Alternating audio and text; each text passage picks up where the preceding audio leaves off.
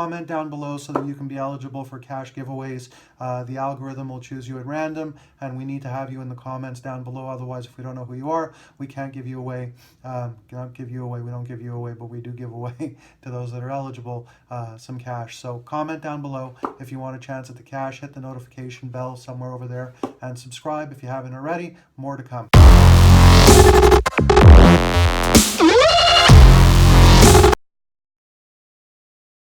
42% increase.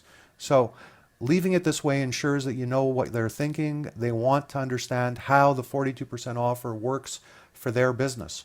The appointment you then attempt to schedule is meant to answer questions that pertain to that specific offer. Your prospect filled out the form, they're already interested, they're already sold. They're sold on finding out more. That's the first step. You're on your way basically with that prospect to turning them into a client. Got to be very systematic in how you approach it though. If you add more content at this point before the appointment takes place, you may as well send an email and cancel the appointment. True. They likely aren't going to show anyway due to you adding more content. So again, I know I'm really drilling this home, but I have to make you understand this is not a negotiable thing. And if you don't follow this to the T, it won't work. So we want results, right? You may as well not have bothered, and I can go on and on, like I just said, as to the why, but I'm going to stop here. So again, I just reiterated what's already in here. My rant is for your benefit to make clear to you how crucial it is that you follow the methods exactly as I'm mapping them out for you to the T. Now, I will not get into the methods mechanics behind how to handle the appointment and the call all the way to the sale right here and right now. There's going to be a separate module that's included actually with silver level and all the levels, and I want you all to digest everything in a certain order. I do everything in a certain order for your benefit because I know what's going to make you internalize this the quickest. But when you're finished with this module and you really feel you have a deep understanding of it, ask me for the other module that I just mentioned, and I'm going to be happy to send it to you. It's part of silver level as well as all the other levels as well. Okay, so that's from me to you. So that's it. Just ask me for it when you've completed silver, but not just completed and really feel you understand it extremely well and you know what you've learned. We must address control of structure in this module before you go there. Also, this is the most efficient way to cover things, because what I'm doing now is I'm laying a foundation for you, because if your structure is solid, you can implement the rest correctly. If your structure is not solid and you don't understand it, you get implosion. We don't want implosion, we want expansion. So every day, so part of structure, every day except Friday, there should be at least one person repeating this process all day long, meaning the sales process. If you have no employees yet, then this means that, it would be you, but you have other things to do in the business. So you'd spend half the day creating, cultivating, trying to consume sales, the other half of the day taking care of all your other tasks, whatever needs to be done that encompasses your business, okay?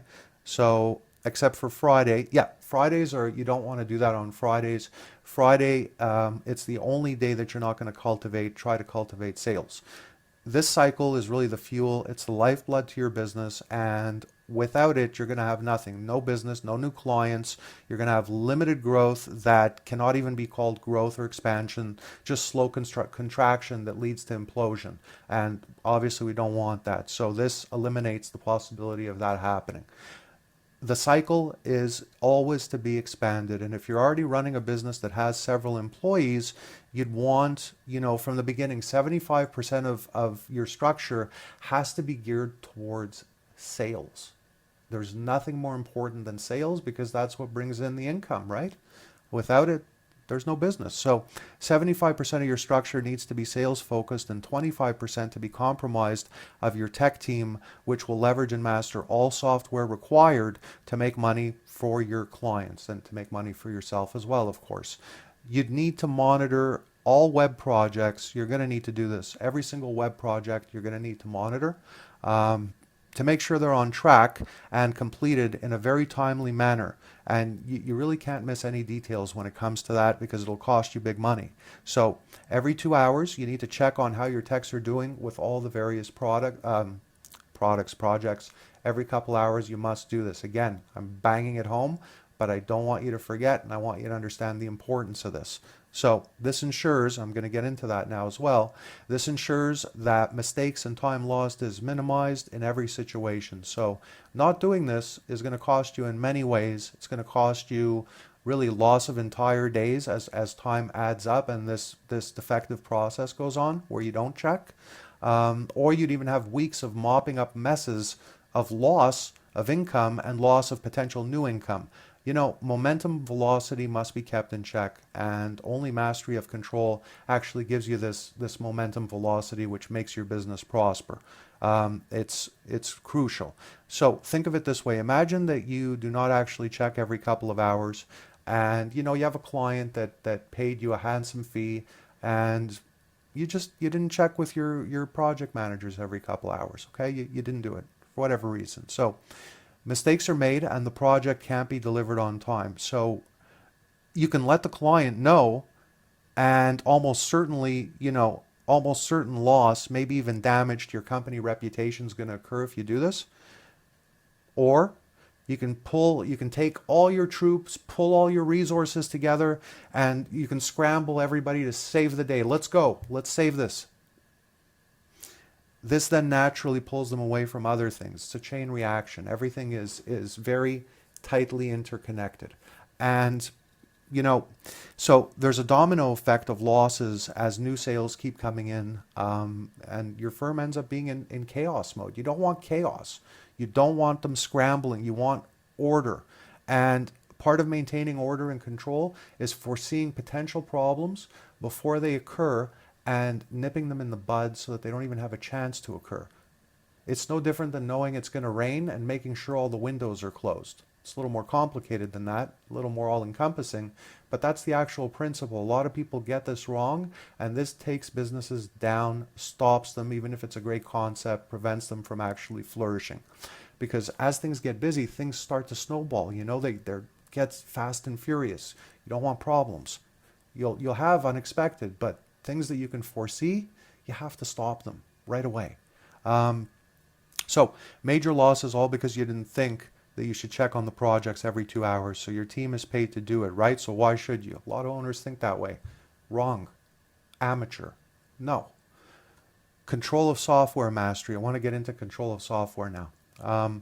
Very important. You know, very often you're going to be using software that you're not familiar with, and or maybe a client's going to ask you to figure out how to use some of their software that they have also. So it doesn't matter if you're doing this because you're still a one-man or a one-woman show, or if you have many tech engineers in-house that you're actually employing. You know, not all tech engineers actually know how to use software, believe it or not. They don't. And how you're going to approach this, how you're going to use and learn the software, the process you use, is also the question that you should ask any tech that you hire before you actually hire them. So, you know, I do this with everybody. It's the first question I ask. I don't ask, what's your experience? Where have you been? I don't have time to get into a whole long to-do that's going to lead to nowhere. You want results when you're doing an interview. So here's my question if it's about software, a tech engineer. Simple. How do you learn to use software? You know what? Most of the time they don't know what I mean with that question because they don't get asked that. They look at me with a blind stare. It's really funny. Here it is. I get a blank stare and some confusion from 3/4 of the techs that I ask when interviewing them. And I don't hire those, but the remaining quarter are the ones that you want to pick from. So out of those 1/4 of people are the people that I actually find to hire that answer that question correctly. So the answer you want is like reading a book, step by step. Unlike a book, page 1 must be read many, many times. So with software, in other words, you don't bounce around and click and bounce around the entire software interface racing to try and understand how it works. That's not the way to do it. That's the way to confuse yourself. This will take 10 times longer, and of course, you know, time is money, right? So you're going to miss a lot, and you want to stick to area by area, function by function. And once you understand that you're doing the move basically once you're familiar with your moves and you're not forgetting things, that's when you go to the next tab or area or function. And with interfaces, software, you need to stare at the same areas and things for prolonged periods of time in order to actually get the best results. This is the best and the quickest way to become familiar, and to actually retain what you're doing, right? Otherwise, it's 2 steps forward, 1 step back. Perfect example of this, all the apps that are popular right now, they are because they take one thing, one function, and they force a person to focus on that specific area. And it's no different. Software is an app, but it's hundreds and hundreds of apps in one place. Apps are concentrated in one area and they do a couple functions really well. The way you use an app is the way to learn how to use a software.